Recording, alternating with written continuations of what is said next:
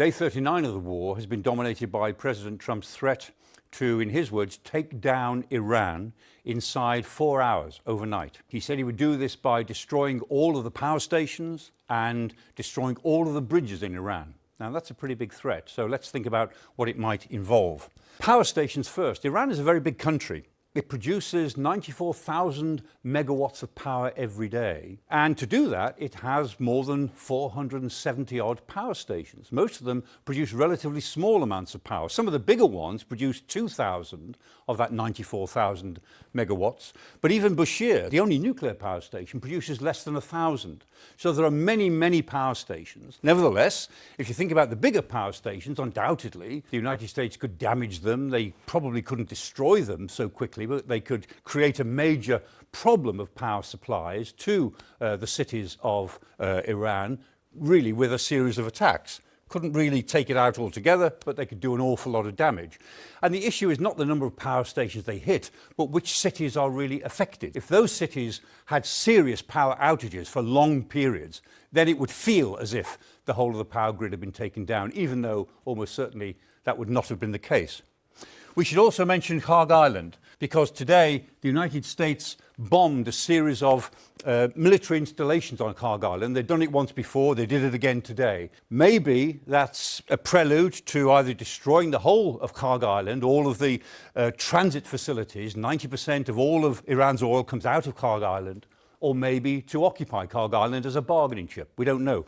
But clearly, that campaign is ramping up even before the big apocalyptic threats that President Trump has issued have got going. The other thing that's interesting is that President Trump has said he'll take down all of the bridges. He'll destroy all of the bridges. Well, there are a lot of bridges in Iran. If you look at a flat map, you might wonder where the bridges are. If you look at a topographical map, you can see there must be an awful lot of bridges in Iran. Because of the mountainous nature, particularly of southern Iran and western Iran, there will be many, many bridges. And Iran's own Bridge Maintenance Survey listed 300,000 bridges, some small, some large. Clearly, the United States is not going to attack them all, but it might attack some. And it might attack some which are symbolically quite important. Like this bridge that was attacked last week now, the B1 bridge that was still under construction, which is part of the infrastructure of Tehran itself as the capital. Something interesting about this.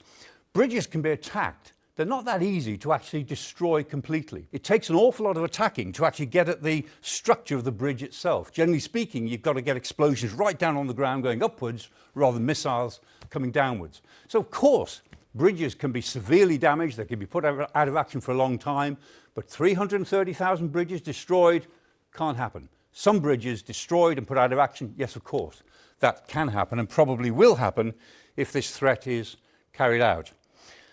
And then the Israelis have added their sense to this possible strategic bombing campaign by threatening the railways of Iran. They've said today that Iranians should not travel by train for the next couple of days because the implication is they would attack the railway system. And that's the main arteries of the railway system. You'll notice the main arteries don't really go to the coast because this is so mountainous. Railways can be repaired pretty quickly. They can be disrupted. Very hard to actually destroy them.